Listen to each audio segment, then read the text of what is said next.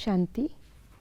आज 22 सितंबर 2025 है और आज से नवरात्रि पर्व शुरू हो रहा है। आज नवरात्रि का प्रथम दिन देवी की पूजा शैल पुत्री अर्थात हिमालय की पुत्री के रूप से होती है, यानी ऊंची स्थिति वाली पवित्र कुमारी।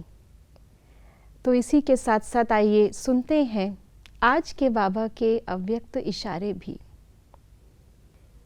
जितना स्थापना के निमित्त बने हुए ज्वाला रूप होंगे, उतना ही विनाश ज्वाला प्रत्यक्ष होगी।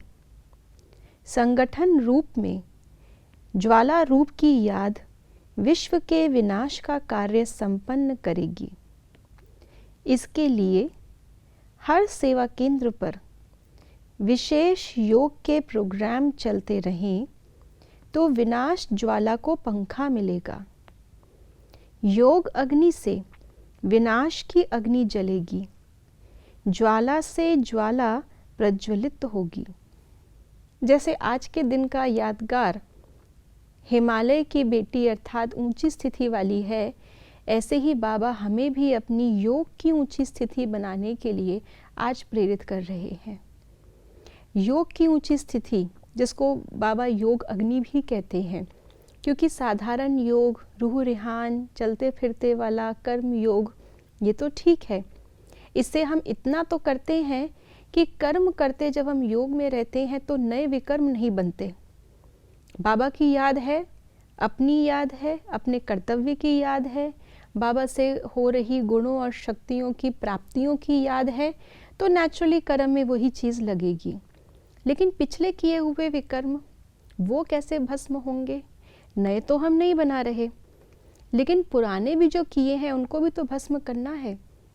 तो एक तो है नए बनते जाएंगे और पुराने अपने आप धीरे धीरे करके ख़त्म होते जाएंगे। लेकिन अगर हमें उसकी स्पीड बढ़ानी है विनाश की, विकर्म विनाश की, तो उसके लिए निरंतर योग की बहुत बहुत आवश्यकता है।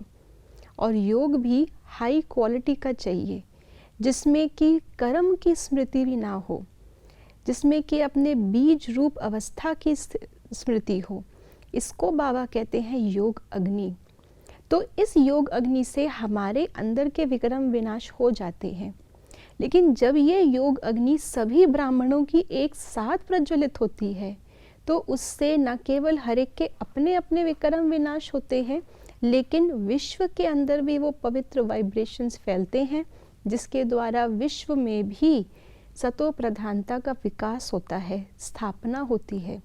और जितनी जितनी ये स्थापना बढ़ती है, उतना उतना बुराइयों का सफाया, बुराइयों का विनाश होता है, जिसको बाबा विनाश ज्वाला कहते हैं।